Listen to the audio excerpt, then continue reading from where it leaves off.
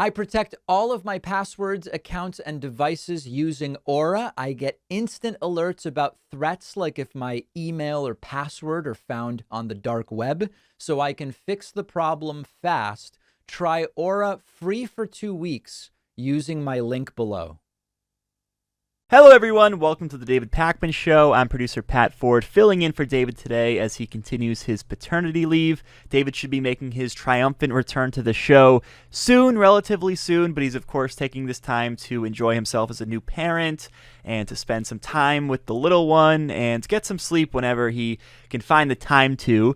Today we're going to be talking about a number of different topics. We're going to be talking about the January 6th hearings. We're going to talk about inflation and gas prices and all of these different things, but I wanted to start today talking about gun control because there's a new bipartisan deal in the Senate on the topic of gun control, and it actually includes 10 Republican senators, which is crucial because that means there's a solid chance of this actually passing in the coming weeks and becoming law. I don't want to celebrate it too much because, for one, it hasn't actually happened yet, right? And these things could fall through. We need to see the actual text. But also, it seems a little bit lackluster. It doesn't come nearly close to all the things that we have to do to actually make a difference when it comes to guns and gun safety in this country. But given the fact that Republicans have been steadfast in their refusal to do anything about guns in the wake of mass shootings over the years, it's hard to not feel some level of optimism over this announced agreement. The deal will include support for state crisis intervention orders, funding for school safety resources, an enhanced review process for buyers of guns under the age of 21, and penalties for straw purchases. That's when you have one person purchase a weapon on someone else's behalf. The legislation will also have a red flag provision so that states and courts will have the resources to make sure firearms are kept out of the hands of people who are at significant risk of doing harm with them. There's also going to be increased funding for mental health, suicide prevention, and trauma intervention, which is, of course, an important aspect to all of this. We know that the right wing in this country loves to claim that mass shootings are all about mental health and that they're just exclusively a mental health issue. We know that they just use it as a red herring, but there's something to that, right? Because that is one aspect in all of this, and we have to not only look at gun control measures, we have to look at the mental health side as well. So if they're willing to have a good faith conversation about mental health, we should absolutely take them up on that and take advantage of it. The 10 Republican senators who have signed on to this piece of legislation that's in the works are John Cornyn, Tom Tillis, Richard Burr, Roy Blunt, Bill Cassidy, Susan Collins, Lindsey Graham, Rob Portman, Mitt Romney, and Pat Toomey. The centrist Democrats who tend to torpedo pieces of legislation that we like as progressives and Democrats. Those are Joe Manchin and Kyrsten Sinema. They've also pledged their support. So this is very, very promising. Joe Biden said about this, quote, "Obviously, it does not do everything that I think is needed, but it reflects important steps in the right direction and would make the most significant gun safety legislation to pass Congress in decades." Alexandria Ocasio-Cortez said about the bill, "If we get a real baby step, not kind of a distraction from the solution, she's going to support it." So both Biden and AOC kind of providing the same sentiment there that, like, yeah, this is great and all, but we could just do so much more if we had more willingness from the Republicans to do anything about guns. Sadly, I think this is going to be treated as the solution. That's probably what we'll see. We'll probably see this get signed into law, and then they'll do some sort of victory lap, and everyone will pretend as if we actually did something significant when it comes to gun safety in this country, when we know we can just go so much further. There are some solid provisions in this legislation, that's for sure, but we know that we can do more when it comes to universal background checks, raising the legal age to own a semi-automatic rifle to 21, magazine capacity limits. None of that stuff's in there, so maybe we can try with future legislation, but it just doesn't seem like it's going to be able to happen anytime soon for as long as we have such a slim majority in Congress and for as long as Republicans are not willing to compromise on much when it comes to this issue. So definitely go ahead, pass the bill. Let's try to avoid the victory laps afterwards. I want to see us try to make this a voting issue come the 2022 midterms because it seems like now we do have somewhat of a chance of maybe holding on to the House and Senate. It would be great, too, to pick up an extra 2 Senate seats because that means that we could potentially eliminate the filibuster and do so much more. And I think, this focus on abortion and gun control at this point, given how the economy is, might have to be the path forward for Democrats. The kitchen table issues tend to be more economic and financial issues, and there's some aspects of that we're having a tough time communicating about because gas prices are so high, inflation so high. So maybe given the Supreme Court's leaked draft opinion when it comes to abortion, maybe the mass shootings and the backing for new gun control measures, that's going to be enough to maybe propel Democrats to hold on to the majorities. But we just don't know yet, and we really don't know what the big issues are going to be once it's actually time to vote. So that's the latest when it comes to gun control. It looks like we're going to have some piece of legislation pass through the Senate and the House, and that's very good to see. Last Friday, we got the new Consumer Price Index data, and we found out that the inflation rate year over year for the month of May was 8.6%. There was this idea before the numbers were released that maybe inflation had peaked over the past couple months and we'd start to head down a little bit, but this new data release really throws a wrench into that theory because we're still trending upwards, albeit slightly. In March, we were at 8.5% year over year inflation. In April, we declined modestly to 8.3%.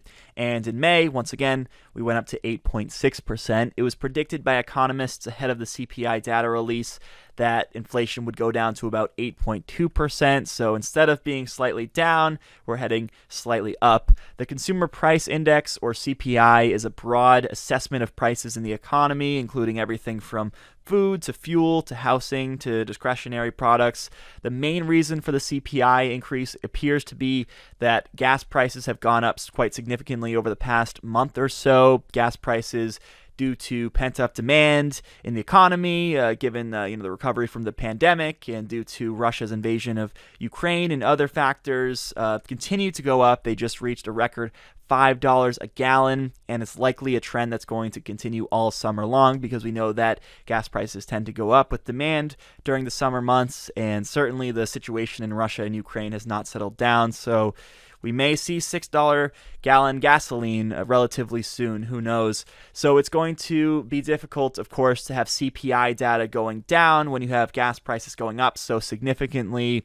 If you're going to do that, you really have to make up for it in the other categories that it assesses, and we just did not do nearly enough to make up for it. Interestingly enough, though, core inflation, which removes food and energy from the index, is at 6% for the month of May, year over year, whereas in April it was at 6.2%. So that's positive. That's heading in the right direction.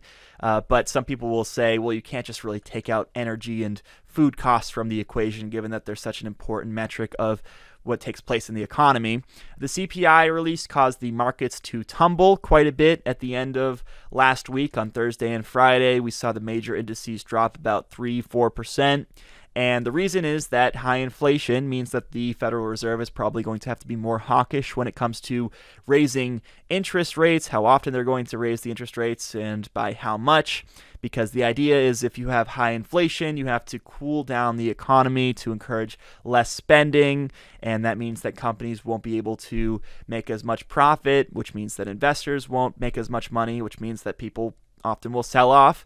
Aside from raising the interest rates, which is really under the purview of the Federal Reserve, there's not much that the Biden administration can do when it comes to inflation and gas prices. That's just the sad reality in all of this.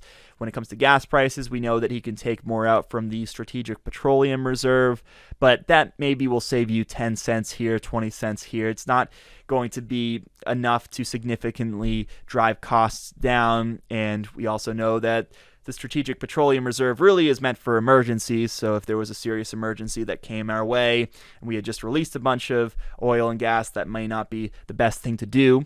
Just about every country we know is dealing with the high gas prices and the high inflation. So for me personally, I have a tough time blaming Joe Biden for this.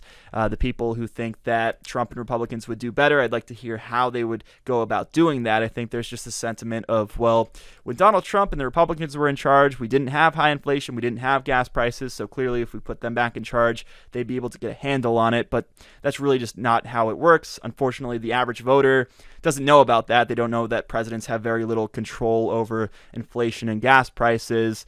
So it's going to be tough to communicate that to the American people ahead of the midterms, especially when these really are kitchen table issues. Can we afford gas?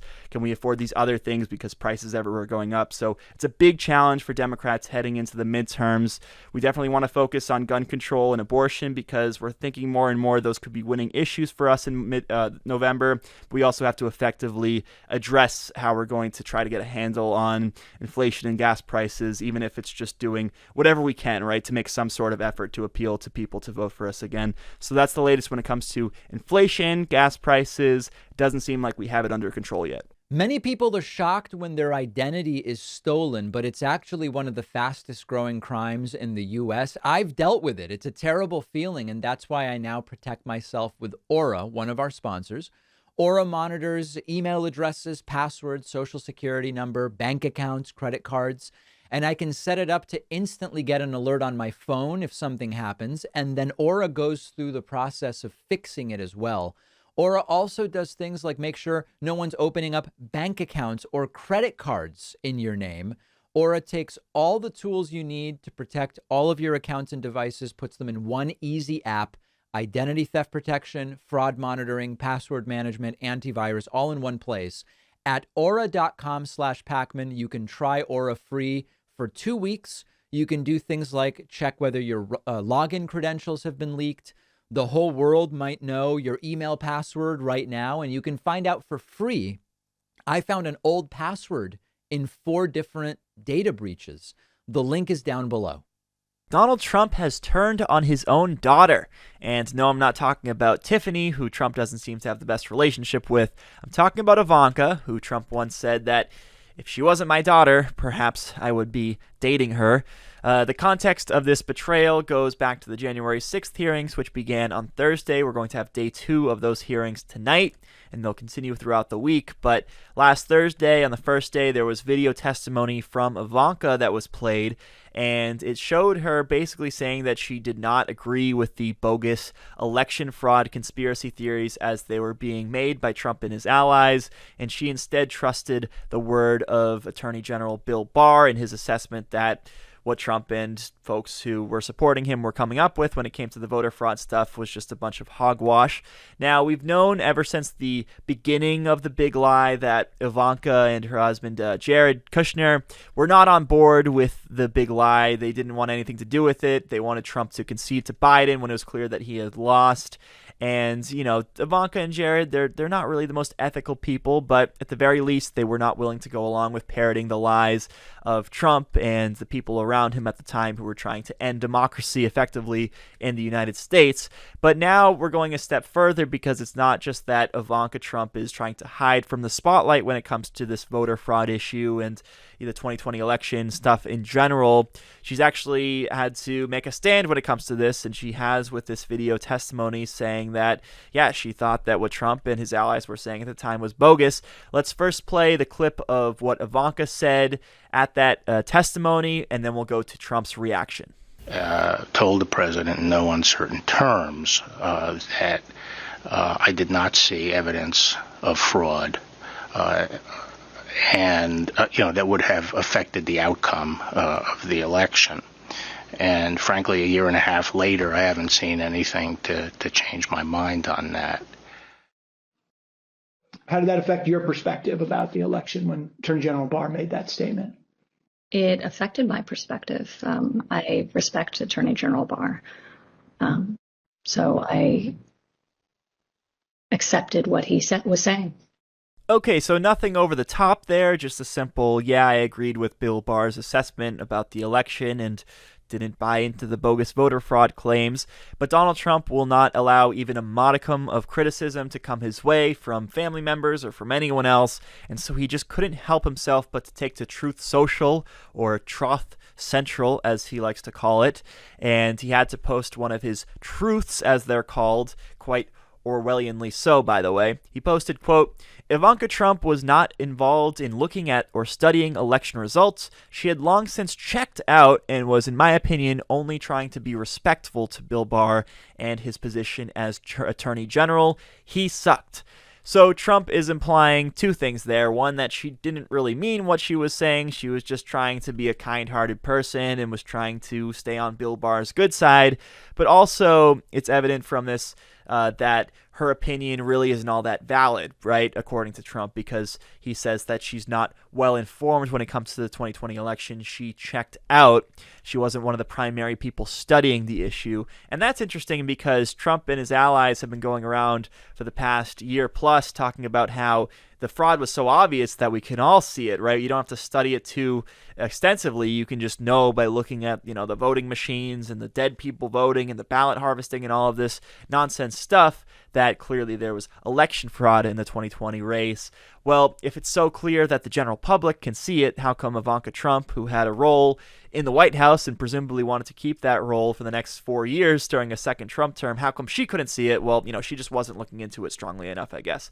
So obviously, Ivanka is on the right end of this, but it's just fun to watch because we know that Thanksgiving dinner this year is going to be awkward at the Trump family residence. And, I think anyone else in Trump's position after getting contradicted by your family member would just do your best to ignore it, right, to keep shut. But Trump just can't help himself. He had to take to social media to complain about this. And, I think this is probably enough. It's just, barely enough, but I think it is enough to add Ivanka Trump to the list of people who Donald Trump has turned on over the years. Who knew? His own daughter, she has made the naughty list. I talked about this next story on last Friday's bonus show, but it's just such an important media story I thought it'd be good to cover again today for the general David Pakman Show audience. And that is that as I was watching day one of the January 6th hearings last Thursday, I couldn't help but wonder, is Fox News broadcasting this? Because on the one hand, it's a highly relevant thing that's going on in the world of politics, so you'd think that a news and politics TV station would have to cover it. On the other hand, the January 6th hearings are really making Trump look bad, really making his allies look bad, and even making Fox News personalities look bad because, we found out about how Sean Hannity was texting Kayleigh McEnany as the Capitol riots were unfolding, trying to get her to get the president to get his supporters out of the Capitol on that day. Well, what I saw was Tucker Carlson's show, and they had a live feed up of the hearing, but they weren't playing audio from it. They were just showing the visuals. And Tucker went on the show and he brought on guests and he was complaining about how the whole ordeal was overblown and how we're not talking about the real issues because we're so wrapped up in January 6th still. Carlson called the hearing deranged. He called it insulting, and he took a moral stand. He said that he was going to simply refuse to play along. The lower third graphics during the show, that's the chyrons at the bottom, they were saying things like January 6th committee fuels false narratives as sham investigation draws on. There was another one that said leaders will spend 90 minutes giving moral lecture. A third one said our leaders are focusing on January 6th while ignoring the real threats. Here's a clip from Tucker Carlson's opening monologue. Good evening and welcome to Tucker Carlson. It tells you a lot about the priorities of our ruling class that the rest of us are getting yet another lecture about January 6th tonight from our moral inferiors, no less. An outbreak of mob violence, a forgettably minor outbreak by recent standards that took place more than a year and a half ago, but they've never stopped talking about it. In the meantime, in the 18 months since January 6th, gas prices have doubled. Drug ODs have reached their highest point ever. The U.S. economy is now careening toward a devastating recession at best. And scariest and least noted of all, this country has never in its history been closer to a nuclear war. Yet the other networks cannot be bothered to cover any of that tonight. Instead, they've interrupted their regularly scheduled programming to bring you yet another extended primetime harangue from Nancy Pelosi and Liz Cheney about Donald Trump and QAnon. The whole thing is insulting. In fact, it's deranged, and we're not playing along. This is the only hour on an American news channel that will not be carrying their propaganda live. They are lying, and we are not going to help them do it. What we will do instead is to try to tell you the truth. We've attempted to do that since the day this happened. We hated seeing vandalism at the U.S. Capitol a year and a half ago, and we said so at the time. But we did not think it was an insurrection because it was not an insurrection. It was not even close to an insurrection.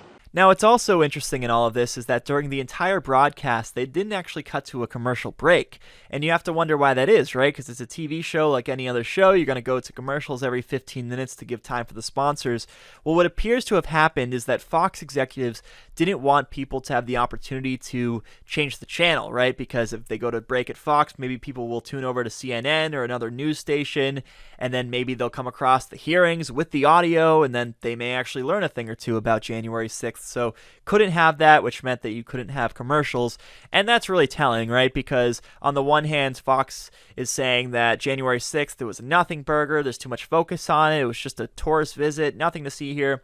And on the other hand, they're unwilling to go to commercial breaks. They're unwilling to broadcast the hearing with audio. So they definitely have something to hide when it comes to all of this, and they want to make sure that their viewers don't learn too much more about the events of January 6th and the lead up. Now, I'm sure we'll be talking more about the hearings as they continue this week. But to be honest, from day one of the hearings, I had mixed feelings because I thought that the video testimonies, those were effective. I thought that the footage of the riots and, the Trump supporters who were fighting with the cops and all that stuff, I thought it was very effective. What I didn't think was so effective was some of the long-winded speeches and the testimony from the police officer and the documentarian and the focus on the Proud Boys and all that stuff. I think if it was a little bit more condensed, it would be more effective, but that's just my view anyway. You're trying to appeal to people who haven't made up their minds when it comes to January 6th, and I think less is more when it comes to this stuff. So we'll see what happens over the next few days as the hearings continue, if they are able to engage with the audience any better, and if the public is able to come away from this all thinking that there really needs to be consequences for the people who were involved on January 6th, because it was a terrible thing that happened in our country and it should never happen again. This next story is just an incredible display of hypocrisy from Donald Trump and the so-called pro-free speech right wing.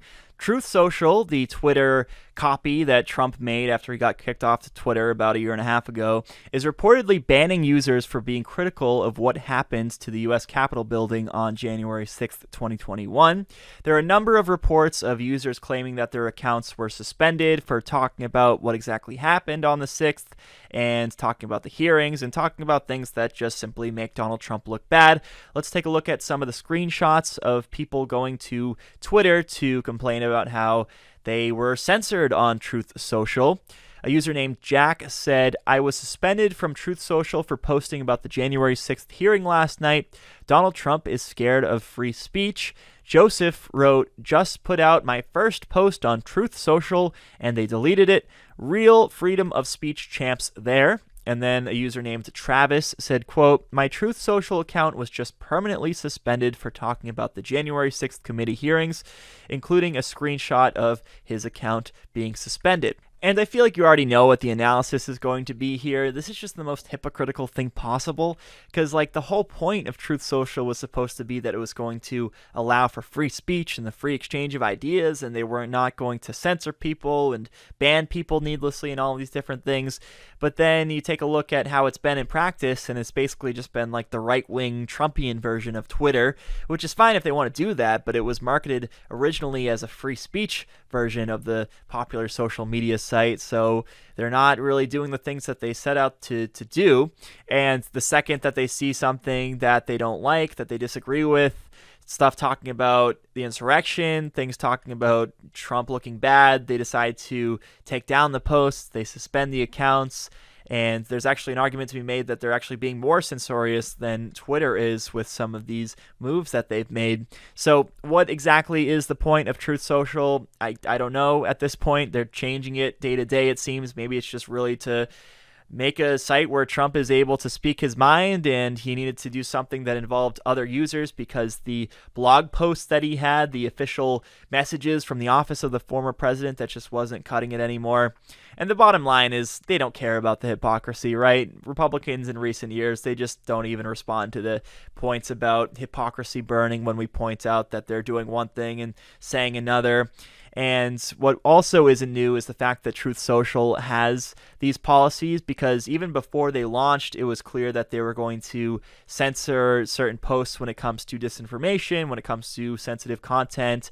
And then they also said something at the very beginning, which was that they were going to prohibit prohibit posts that disparage, tarnish, or otherwise harm, in our opinion, us and or the site. So on Truth Social, you can get censored or banned for daring to criticize Donald Trump or Devin Nunes or the website at large. And again, this goes to the point about this is actually more censorious than Twitter is, because it's not like Twitter has an analogous policy to this. You can go on Twitter and criticize Twitter. You can go on Twitter and criticize the executives there. Clearly, there's a line you can't cross with the criticism, right? You can't be like threatening anyone, but you're able to do generic criticism just fine on Twitter. And while we're on the topic of Republican hypocrisy on this issue, I wonder if now that Republicans want Twitter and these other social media platforms to be regulated like public utilities, if they would say the same thing about Truth Social. If they want Truth Social to be nationalized or socialized, I'm not holding my breath. I would imagine that they want it for Twitter, but not for Truth Social. So that's just the latest on Truth Social. I do think that we're going to be talking more and more about it as the months go on, because it appeared at first that this was going to die out because they had a really bad launch from a tech perspective and things weren't working right. And also there was the news about Elon Musk planning to buy Twitter. So there was this idea that he was going to allow Trump back on Twitter. And at that point, why even have a social media site of your own? Why not just go back to Twitter? But for now, Truth Social is here to stay, and we'll have to continue covering the blatant hypocrisy. Republican Florida Representative Matt Gaetz is probably not the wackiest member of Congress or the dumbest member of Congress. I think we have to give those titles to people like Marjorie Taylor Greene and Lauren Boebert and Louis Gohmert, but Gaetz, he has to be the most despicable member of Congress, right? And there's definitely some supporting evidence for this, like starting with the fact that he's under investigation for alleged sex trafficking and prostitution of minors. You really don't have to go further than that, although to be fair, he's only been accused at this point, but the investigation is well underway, and certainly the evidence against him continues to mount. But as if we needed another example, here is Matt Gaetz chatting it up with Marjorie Taylor Greene on Greene's podcast, and he makes the case that Jamie Raskin, who is serving on the January 6th committee, shouldn't be allowed to serve on the committee because his son died by suicide not that long ago, and the trauma from that must be clouding his judgment. That's how Matt Gaetz put it. Let's take a look at the video clip. What I worry about with Raskin, in all seriousness, when people encounter trauma, they often associate a lot of the other things around that trauma with it, even if they don't naturally or even rationally associate. Maybe so. And what I worry about for the Congress and for Jamie Raskin, no one would ever want to lose a child, particularly to suicide. Of course not. As a human being, our hearts go out to him. But I think that he takes that trauma and he associates it now with his work in the Congress to such an interwoven way that he's unable to kind of do the congressional experience outside of the dungeon of that personal trauma. And I think it makes him look at everything in these very dark and severe ways where, we try to come to the job really to uplift people, we're here to serve the people. Well, and we love this country. Absolutely. We're not here out of a sense of grievance or hatred. We love America. We love it. And we want to vindicate the rights of our citizens, and we want to champion their causes and battle their dislikes. But I think for Jamie Raskin, it's really his service in the Congress has almost become inextricably attached to this sad personal trauma he's had. And I think it does cloud his judgment. And we could see that very darkness and that pain manifest on Thursday. Now, there's definitely multiple layers to this story, but I think the main one is that Matt Gaetz really just has to shut his mouth and not invoke the name of Raskin's deceased son to make a cheap political point. We know what he's trying to do with this. He makes this disclaimer about how we're not, wishing death on anyone or trauma on anyone, Democrat or Republican, but come on, we know the point that you're trying to make here. The other layer to all this is that logically it doesn't really seem to add up either, because plenty of people experience trauma at some point during their lifetimes. Does that mean that they have to quit their jobs or, not participate in certain aspects of their jobs? Of course not. That doesn't make any sense. And if so, how much trauma is so much where you're not able to perform your job responsibilities? The whole thing just doesn't really seem to add up. I don't know why he decided to make this point to begin with. But this also goes to show that Matt Gaetz is probably worried about the hearings and the things that Raskin and the other committee members are going to uncover, because we know that Raskin certainly is a force to be reckoned with, and Matt Gaetz probably can tell that the things that the committee is going to uncover in the next few weeks is not going to be good for the Trumpian right wing. AOC also responded to this statement from Matt Gaetz with a tweet. She said, quote, "Rep. Raskin is a greater statesman, congressman, human being than most of us. History will remember him. Tommy was a remarkable person and testament of his parents' love. Gaetz is a bad haircut and a cheap suit, a feat of mediocrity given that he's here on Papa's money. Bye." So an excellent point there from AOC. You got to wonder if Gaetz regrets this comment that he made, because he really just doesn't look good. He looks dumb, and he also looks like he's insensitive when it comes to this stuff. So you got to wonder, does he regret it? I also kind of get the sense that he's the kind of person who would just double down and really not care that he did wrong and not admit to doing wrong with this. Also, during this appearance, Matt Gaetz brought up the idea of giving Nancy Pelosi a sponge bath in what was an incredibly weird moment. Luke Beasley, who hosted on Friday, he talked about this, but I just had to use this opportunity to play that clip again. Let's roll it one more time. Is he your least favorite member? I have He's a lot mine. I'm on record. He's at the top for me. I would rather give Nancy Pelosi a sponge bath than endure like one dinner That's with Adam disgusting. Schiff. Totally, but just to bring this into Technicolor for you, okay? Like a lot of people would say maybe Pelosi is their least favorite member. No way. But Schiff would you is like trim her utterly toenails? the most. Would you trim her toenails? I would trim her toenails with my teeth before I would go to dinner That's with Adam impressive. Kinzinger. That's really impressive. Or Adam All right, Schiff, I should say. So here's how I feel about Adam. Big yikes there. That was an uncomfortable conversation, and probably another example of something that would have been better left unsaid during this Marjorie Taylor Greene podcast appearance.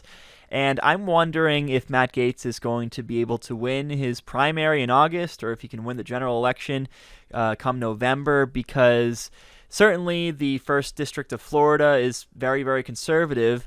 But there's some real accusations against him when it comes to this child prostitution and sex trafficking stuff that I think even many members of the right wing are not going to tolerate. Like, if they're given the option in Florida in this 1st district of voting for Matt Gaetz, who is a Trumpian Republican and a cartoon character, but also has these allegations against him, versus just another Trumpian Republican cartoon character, they'd probably go with the second one, right? Because there's a lot less baggage when it comes to that hypothetical other option that they have. So I'm hoping that this is the last 7 months that Matt Gaetz is a congressman, and I hope it comes to an end for him, either because he's facing some serious criminal charges or because he loses his re-election bid. We should be finding out relatively soon whether Donald Trump is going to be indicted for his role in allegedly trying to overturn the presidential election results in Georgia back in 2020. And the person who is saying that the decision is coming soon is someone who would know a thing or two about it. It's Fulton County District Attorney Fani Willis, who is the Georgia prosecutor investigating whether Trump broke election laws in the state by trying to strong-arm Brad Raffensperger and get him to find the, quote, 11,780 votes. She told the Associated Press that she expects to come to a decision about whether to indict Trump by June 30th. Now, that sounds very direct, and it definitely sounds like it's coming soon, especially because we're in the middle of June now. But then you find out there's a catch, in that catch is that she actually made this statement back in January. She said, quote, "I certainly think that in the first half of the year that decision will be made, but who knows if between now and then things have changed, if the timeline has been moved back."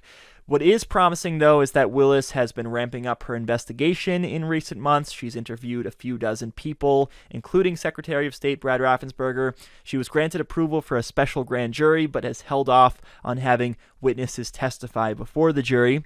Willis has also commented that she would want to make the announcement after the primary elections, as to not give the appearance of a conflict of interest or trying to influence the race in any way. And those primary elections took place a few weeks ago in Georgia, so around now seems like the right time to come out with the announcement, right? Are you going to indict him or are you not? Especially because if she's worried about this idea of election interference, then you don't want to wait so long as to run up against the November midterms. You don't want to wait until right before the general election either. So I'd imagine it's probably coming soon.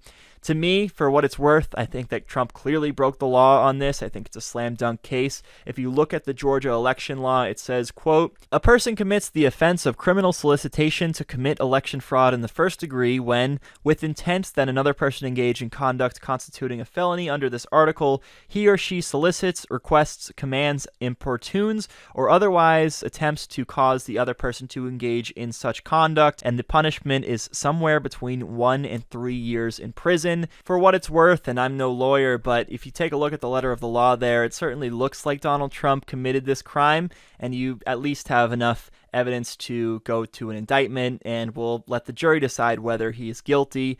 They also have audio recordings of him. They can establish that there was a well-planned, well-coordinated effort to do this. It certainly wasn't a one-off thing by Trump, too. Like, he definitely has a pattern of this, and there's witnesses. Like, you definitely have a solid case here. So my sense is that if they decide not to indict, it's going to be more of a political calculation than a criminal one. They may just say, you know, we've never prosecuted a former president. We don't want to go down that road, so we're going to let him off the hook here. And I hope that doesn't happen. I hope that he's held accountable. Also, someone who thinks that Trump is going to be indicted in this Georgia case is Eric Holder, who was Obama's attorney general. Let's take a look at him saying that he suspects an indictment is going to come soon. I think, you can look at what Merrick Garland is going to do. I think my first analysis would be what's going to happen to him in Georgia. Well, you've got him on tape saying, find me 11,780 votes. That one is close to a layup, it seems to me. I've always said the same thing about that one. Why don't they just go after that one moment? It's on tape. You have the smoking gun. He's saying, I remember when Rod Blagojevich was on tape. Basically, that didn't work out too well for him. No, I know, but it was pretty blatant. But it wasn't as bad as find me 11,000 votes. Yeah. No, I think, as I said, I think that's close to a layup. The DA down there is going to be calling witnesses, I understand, before a special grand jury. But the interesting thing there is that that can also be a specification in a federal charge that could be brought in Washington, D.C., when you're charging him with conspiracy to defraud and conspiracy to obstruct. What happened in Georgia can actually be part of a federal case as well. So I think, I was a federal prosecutor doing political corruption cases when I first came to the Justice Department for 12 years, and you get a feel for these things after a while. I get the feeling that I can see where this one is going, and a lot of high-level people in the Trump administration, I suspect the president himself, people at the Justice Department are all going to find themselves on a little document that says the United States versus fill in the blank. So there you have it. Eric Holder suspecting that Donald Trump is going to be indicted in this Georgia election fraud case. And I just get the sense that if Trump is going to have to face any consequences for his alleged wrongdoings, it's going to be because of this Georgia case. Like the other investigations, I just don't see them going anywhere at this point. The one out of New York, for example, there just doesn't seem to be the appetite to charge him. And we've had resignations because it seems clear that they're just not willing to go in that direction. Merrick Garland and the Biden Justice Department, I just don't know if they want to open up a can of worms and start this tradition of presidents prosecuting former presidents. Trump probably could get charged for his alleged financial crimes and his role in the insurrection and the hush money payments that he had Michael Cohen allegedly issue and that Cohen went to jail for. But to me, this one just seems like it has the highest chance of actually getting an indictment, going to trial, and getting a conviction. So we'll see how it goes. We're going to find out whether Trump will actually ever have to face consequences for anything in his life. Kyle Rittenhouse is doing his rounds in conservative circles, and the latest on him is that there's actually a dispute between him and Texas A&M University over whether he's going to be going to school there in the fall and taking classes. Kyle said recently on the Charlie Kirk show that he was going to be going to the university. The university, however, says otherwise. They say that he has not been admitted and won't be taking classes there. How on earth did this happen? Let's first go to the clip of Kyle explaining to Charlie Kirk that he is going to become an Aggie and putting on the Texas A&M cap to celebrate. He's ready to make this is like he's ready to make it. Wow, everybody, it's a big deal. Right here on the Charlie Kirk show. Kyle Rittenhouse is announcing that he's an Aggie. So I'm going to be going there. It's going to be awesome. Beautiful campus, amazing people, amazing food. We went to Dixie's Chicken there. Best burgers I've ever had. That's why he's going. Dixie's chicken, everybody. Now, you know what they say at A&M? They say gig 'em. Gig 'em. And you know how they say hello? They say howdy. Howdy. So there you go. And so are you gonna join the Corps of Cadets? I haven't decided yet. I may. Well, that was all very interesting, but the university disputes Kyle's claim on this. Kelly Brown, who's the spokesperson for Texas A&M, said, quote, "He has not been admitted as a student this summer or fall." Now, typically when you have one person claiming one thing and another person claiming another, you have to sort of weigh the arguments to determine who's in the right and who's in the wrong, or maybe who's telling the truth and who's not telling the truth. With a case like this, though, it's pretty clear that whatever Texas A&M says goes, like they're going to be the correct ones in all of this, because it's up to them, right? If they don't want to allow him as a student at the school, then he's not going to be going to that school. And that's just kind of the end of that. Like, I could say that I'm going to Harvard or Yale or wherever to take classes, but if those schools don't actually admit me, then I'm not going to be going to those universities.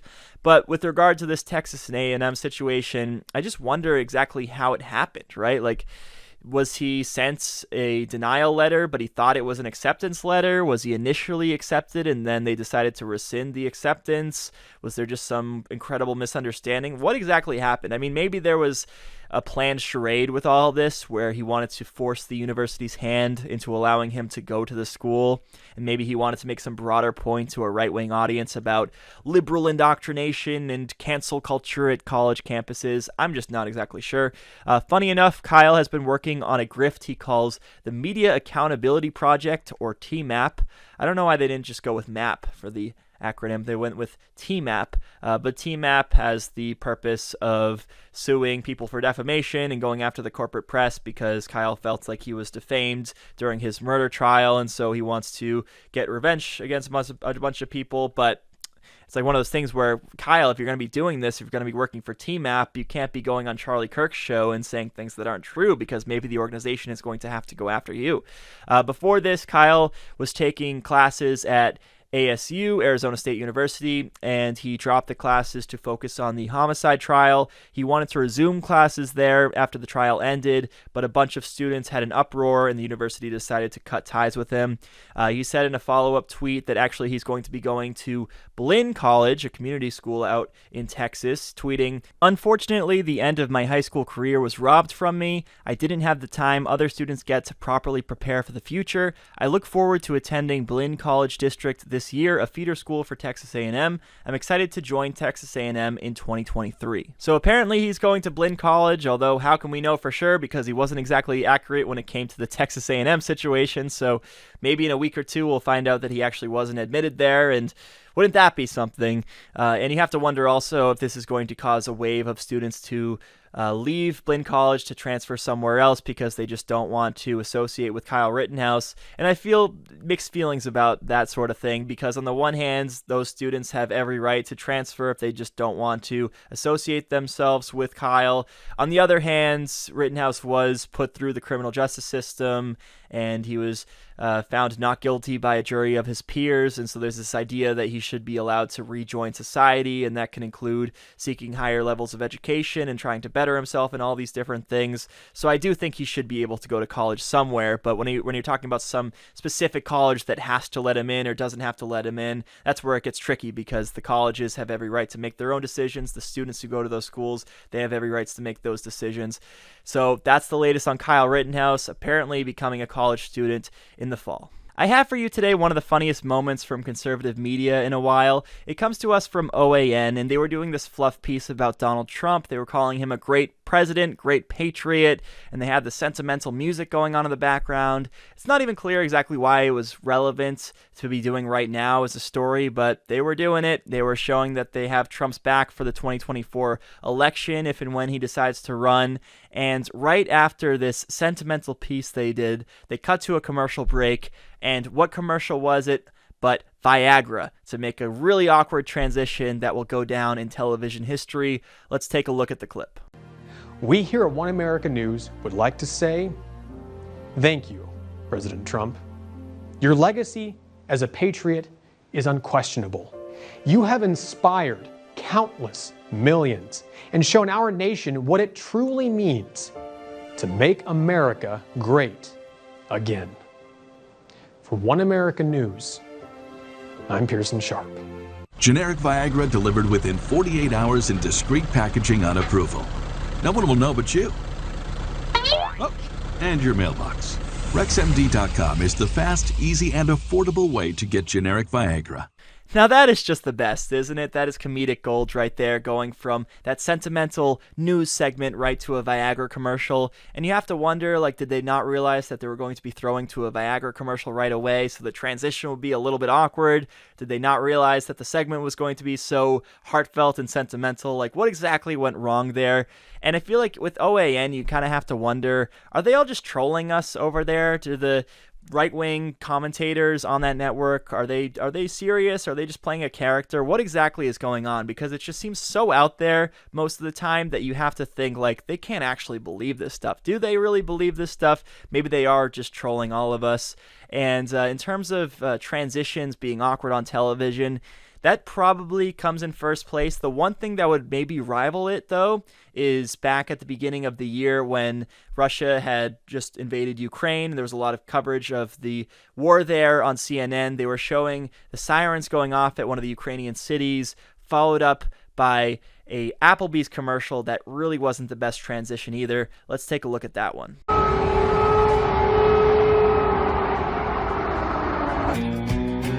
And a little bit of chicken fried, cold beer on a Friday night, a pair of jeans that fit just right. So you'll all have to tell me which one you found more awkward, the OAN transition or the CNN transition.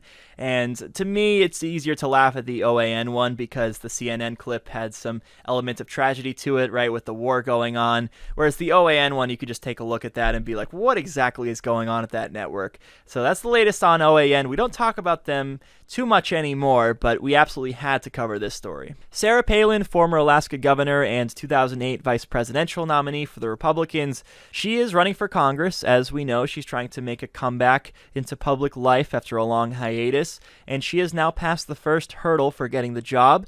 This is actually a special election that's going on in Alaska since Don Young died earlier this year after representing the at-large district in Alaska for 49 years. Now, Alaska has this interesting system where they have all of their candidates, regardless of party, appear on the same ballot for a first round of voting. The top 4 vote getters then move on to the next round of voting, where ranked choice voting is used to determine who comes out on top. We just had the first round of voting, and we're still getting the votes in, but as of now, the results show that Palin has 29.8% of the vote, followed by another Republican named Nick Begich at 19.3%. Then we have Al Gross at 12.5% and Democrat Mary Pelota at 7.5%. So those should be the 4 who advance and move on to the second round. Notably, not making the cut, yet still getting an impressive 4.5% of the vote, was Democratic Socialist candidate Santa Claus, which I didn't realize that Santa lived up in Alaska. I thought he lived up in Canada, or like maybe the international territory that makes up the North Pole, but apparently he's an Alaska resident, and who knows, maybe he'll get him next time. Palin's near 30% in the vote is a commanding lead ahead of everyone else, but then when you note that there's something like 50 other candidates, you have to think about how the other voters are going to coalesce when the candidate number drops down to 4. Also, you have ranked choice voting, so that makes it a little bit harder to predict compared to a normal election. So who knows what will happen in the second round. You just don't know who people are going to coalesce around. Maybe the other Republican will do better in the second round. Maybe the independent, Al Gross, will win. There's a good chance that maybe she's not able to pull this thing off. And that would, of course, be a major blow to Trump's endorsement record and to the state of Trumpism in this country, because not only is Palin endorsed by Trump, she in a lot of ways was Trump before Trump was Trump, notably based on how incompetent and inarticulate she was, and we didn't realize that someone so unqualified could serve in public office at such a high level. But, you know, then we got Donald Trump, and now it's somewhat normalized. Also not helping Palin and Trump is the fact that Alaska politics are a lot different than the rest of the country. They tend to be more centrist, and they like the more reasonable candidates more often than not. So who knows if she can pull it off there. It's really just not the reddest state in the country. Plus, many Alaskans view Palin as a quitter because she quit her job as governor 10 plus years back to do a reality TV show, so that just didn't sit very well with them. How do they know that she's not going to resign early from her seat in Congress? But fear not, because Palin has an excellent excuse in her back pocket in case she doesn't come out on top. She went on Mark Levin's show a few weeks ago, and she said that, if I don't win, clearly it's because of voter fraud. Yeah, she's using that routine. Let's take a look at this clip from about a month ago. Yeah, whether I have a good shot or not, there I think about 50 candidates in this race. It's a real bizarre race, and it's Did you say 50? mail-in-only ballot. 50, and Mark, you'll just really appreciate this. It's mail-in only ballots, no hand counting to tabulate. Got to go through a Dominion computer to count everything, and I like yesterday, Mark, I received 4 ballots in the mail. I didn't even ask for any ballots. One for one of the daughters who doesn't live here. She hasn't claimed residency in Alaska since she moved outside. We call anything outside of Alaska outside. Are you trying to say Murkowski?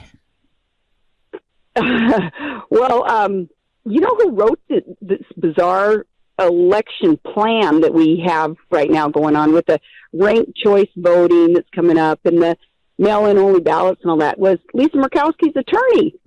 Unbelievable. The devil. Mm-hmm. But I mean, do I have a shot at it? Yeah, I have a shot at it.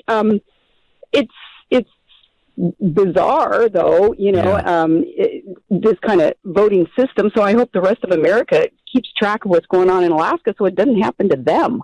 Well, that's certainly the Trumpian playbook right there. If you win, everything was on the up and up, and you just got more votes from the good people of your district or your state. But if you lose, you didn't really lose. It was just rigged, and what can you do? You were a victim. So that's nice. You have that in your back pocket as an excuse, and you can really use it in any election that you want to. Of course, I want Palin to be defeated, and there's really a good chance of that happening. We'll have to see. It's going to be tight, but maybe this is a race that we can get ourselves involved in. But part of me wonders, if Sarah Palin does become a congressperson, would that have entertainment value? Would she have these wacky, off-the-rails speeches on the House floor that would be worth watching? I also wonder if she would interact well with people like Marjorie Taylor Greene and Lauren Boebert. Would she be too crazy for them? Would they be too crazy for her? I just don't know. So, if she does end up pulling off the win in this race, that will be the one saving grace. We get to see how she functions as a member of Congress, but hopefully it doesn't get to that, and hopefully Sarah Palin is defeated when it's time for the second round of voting. Of course, there'll be more elections to come, and we'll be following all of them. All right, thanks very much to David for allowing me to host today's show. And if you want to check out the bonus show, make sure to become a member at joinpacman.com or go to patreon.com/DavidPacmanShow and contribute at the $5 level. I'll see you there.